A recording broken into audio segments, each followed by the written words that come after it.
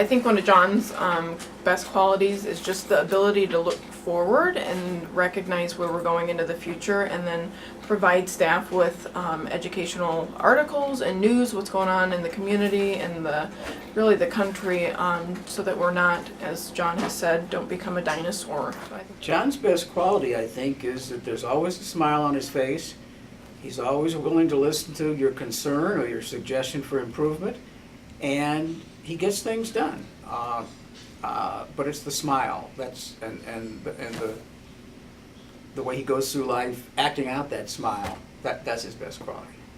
I think John's best quality is that he is in all the buildings. John knows all the employees. He comes over and he helps whenever he can, regardless of what his busy schedule dictates. He's been our umpire, he's served cookies, he's just been an extra hand helping in this department. So John, for that I'm going to miss you very much. We always can use an extra hand. What is John's best quality? His humor, his disposition. Even though he had a lot of things to do, he came and went out of his way to go to Dismas House and to work with me, and that was great.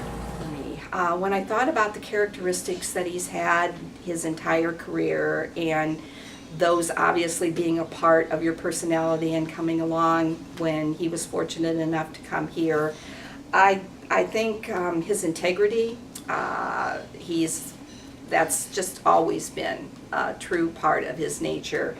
And his compassion for people and situations, that's been something that's always been a part of him.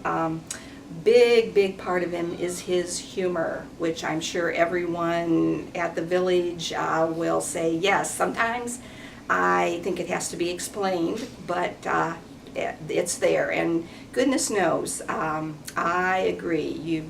Boy, if you don't have humor, it's going to be a long, sad day, that's for sure.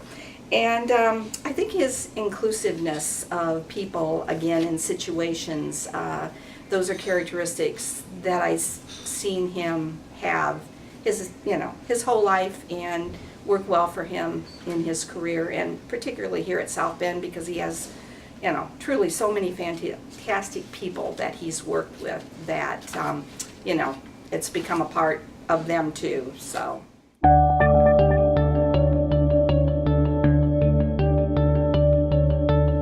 One story that comes to mind involved John's commitment to making safety at Holy Cross a priority, a top priority. I was delivering printed documents to one of our village residents on a cold March evening, and after ringing the doorbell and getting no response, I deposited the documents in the mailbox. As I turned to leave, I slipped on the ice and fell to the ground. The result was a fractured wrist that required emergency room treatment.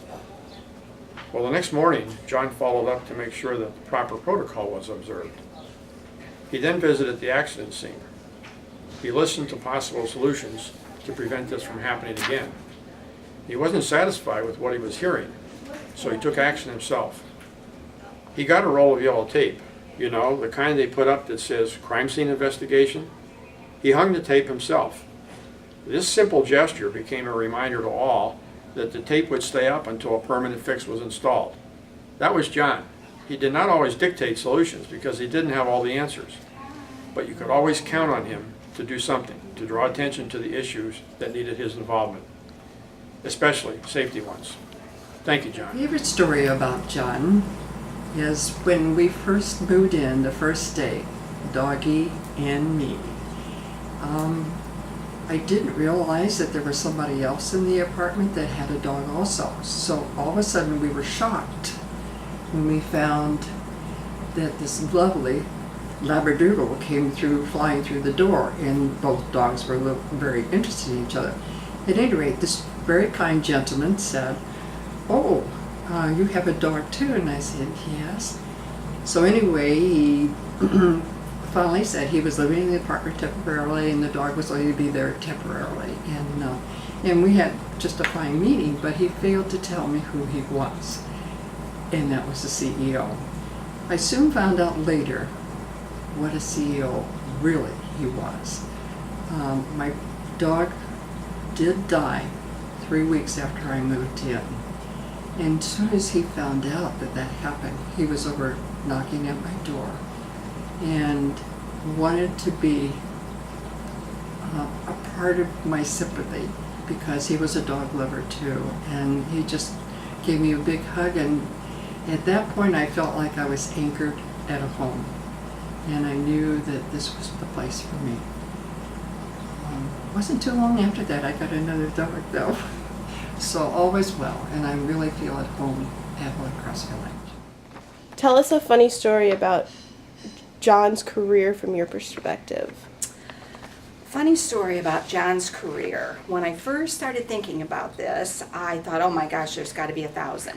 And then I thought more, and I thought, it's just kind of individual situations that have happened along the way that have been humorous, I think, at the time. And the first one I thought of is not really that funny. I think it puts in perspective how John has approached his career all along. And that was when he first began. He was at St. Anne Home in Fort Wayne. And his very first week and his first day that he was to be there was when the big snowstorm of 1978, 76, whenever that was, when that hit, and literally nothing in the whole city was moving. I mean, you could not open your door because the snow was up at the top of it. And that was his first day of work, was to be there. Well, they sent out a snowmobile and got him into St. Anne, and that's where he stayed for almost a week and a half. He had people there helping him, and he would be able to go out and get staff members in, and nurses, and the housekeeping staff and food service. So I look back on that and I guess I smile, because I think, wow, that kind of puts it in perspective as to how he's approached things all along.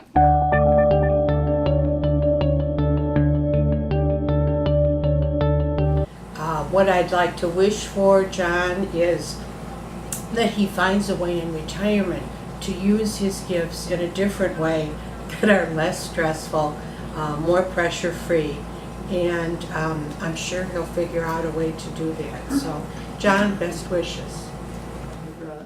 And I just want to wish you well and hope you have a happy retirement as I have had. And you've been a great leader here in the community. And thank you so much.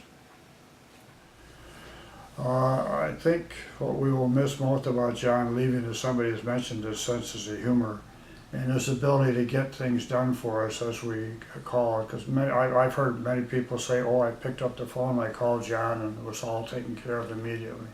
And they appreciated that.